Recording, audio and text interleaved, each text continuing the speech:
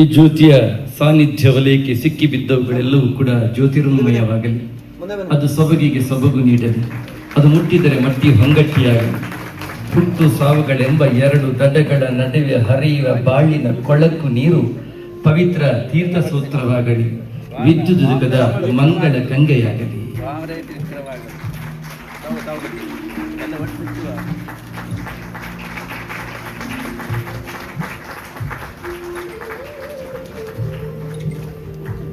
ಈ ಕಾರ್ಯಕ್ರಮದ ಈ ಜ್ಯೋತಿ, ಈ ದೀಪ ಕೇವಲ ಎಣ್ಣೆ ಬತ್ತಿಯ ಸಂಗಮವಲ್ಲ.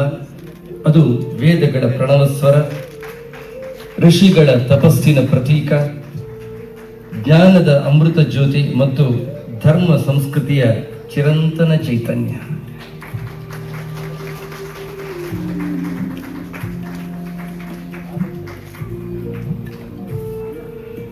ಭಗವದನುಗ್ರಹದ ಸಾಕ್ಷಿಯಾಗಿ ವೇದ ಮಾತೆಯ ಕೃಪಾಕಟಾಕ್ಷವನ್ನು ಆಹ್ವಾನಿಸುತ್ತಾ ಸತ್ಯ, ಜ್ಞಾನ, ಆನಂದದ ಈ ಮಂಗಳ ದೀಪವನ್ನು ಪ್ರಜ್ವಲಿಸಿದಂತಹ ಎಲ್ಲ ಯತಿಶ್ರೇಷ್ಠರ ಪದ ಪಯೋಜಗಳಿಗೆ ನೆತ್ತಿಯನ್ನುತ್ತುತ್ತಾ ಆಚಾರ್ಯರಾದ ಬನ್ನಂದೆ ಗೋವಿಂದಾಚಾರ್ಯರ ಪದಾಂಬುಜಗಳಲ್ಲಿ ಮತ್ತೆ ಮತ್ತೆ ಭ್ರಮರಾಗೋಣ ಅಂತ ಹೇಳ್ತಾ,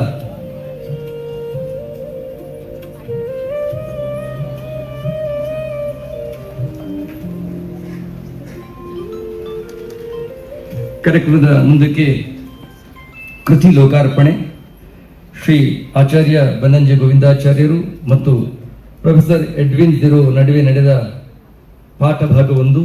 ಇದರ ಮೂಲ ಸಂಸ್ಕೃತ ಇಂಗ್ಲಿಷ್ ಅನುವಾದ ಸಹಿತ ಹುಬ್ಬಳ್ಳಿಯ ಸಾಹಿತ್ಯ ಪ್ರಕಾಶನದವರು ಪ್ರಕಾಶಿಸಿದಂತಹ ವೇದೋಜ್ಜೀವನಂ ಎನ್ನುವಂತಹ ಕೃತಿ ಬಿಡುಗಡೆಯ ಸಮಾರಂಭ.